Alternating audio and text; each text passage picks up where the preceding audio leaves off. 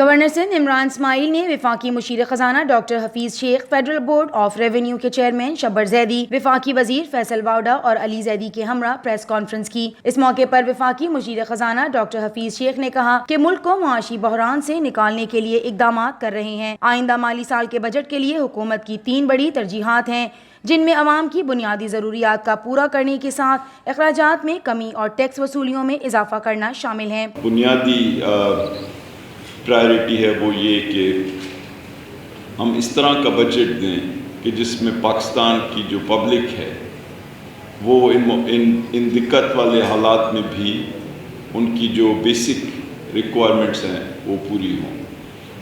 Second کہ جو یہ ایک اکنامک کرائسس ٹائپ سچویشن ہے، اس کو نکالنے کے لیے ایک فسکل بیلنس ہو، یعنی ریونیو سائڈ کے اوپر جو ٹارگٹس ہوں وہ بہتر ہوں، جو ایکسپینڈیچر سائڈ پہ جتنا بھی ممکن ہو کمی کی جائے تاکہ یہ فسکل گیپ جو ہے یہ کم ہو۔ اور تیسرا کہ ڈیٹس جو ہیں ان کو جو قرض ہیں ان کو اس انداز میں مینیج کیا جائے کہ اس کا برڈن کم سے کم کیا جا سکے لوگوں پہ۔ IMF کے ساتھ معاہدے کے بعد عالمی بینک اور ADB سے 2 سے 3 ارب ڈالر ملنے کی توقع ہے۔ بجلی کی قیمتوں میں مزید اضافہ کیا جائے گا، تاہم 300 یونٹ سے کم کھپت والے صارفین پر اس کا اثر نہیں ہوگا۔ تو IMF کے ساتھ جو معاہدہ ہے اس کی جو بنیادی پوائنٹس ہیں، ایک تو یہ کہ یہ $6 بلین کا ہم ان سے ایگریمنٹ کر رہے ہیں جو کہ تقریباً کم سود والے ٹرمز پہ ہوگا۔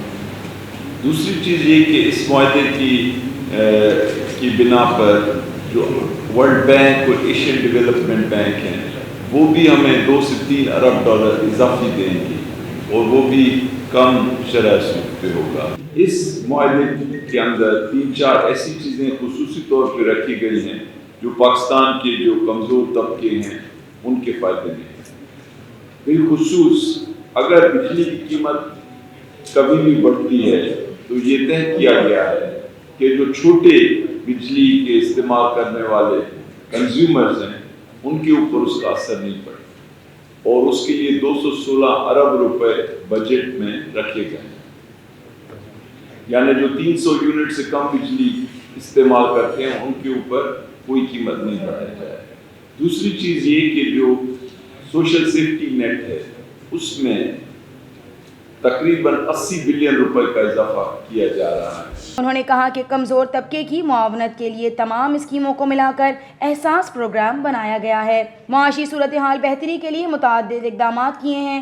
حکومت نے گورننس بہتر کی ہے، اس حکومت پر کرپشن کا کوئی الزام نہیں ہے۔ ایک ویژن ہے کہ عام لوگوں کے لیے سوشل سیفٹی نیٹس ہوں اور ان کو کمزور طبقوں کو اچھے انداز میں ساتھ لے کر چلا جائے، تو پورا ایک جتنی بھی یہ اسکیمز تھی ان کو کمبائن کر کے ایک احساس پروگرام کے نام ایک بڑا فریم ورک بنایا گیا ہے تاکہ یہ جو ہمارے لوگ ہیں یہ پروٹیکٹڈ رہیں۔ اور تیسری چیز کہ جو اکنامک ایکٹیویٹی ہے اس کو بڑھانے کے لیے کئی نئے پروگرامز بھی لائے گئے ہیں، اور جو انڈر لائنگ تھیم ہے وہ یہ ہے کہ گورننس کو بہتر کیا جائے۔ لوگ جو ہیں آپ دیکھ رہے ہیں کہ کوئی کرپشن کے الزامات نہیں ہیں، کوئی ایسی چیز نہیں ہو رہی ہے ہائی لیول کے اوپر جس سے لوگ جو ہیں وہ شکایت کریں۔ تو ایک دقت والی سچویشن ہے اور اس میں آئی تھنک امید ہوگی کہ مشکل فیصلے کیے جائیں گے اور اس سچویشن سے نکالا جائے گا۔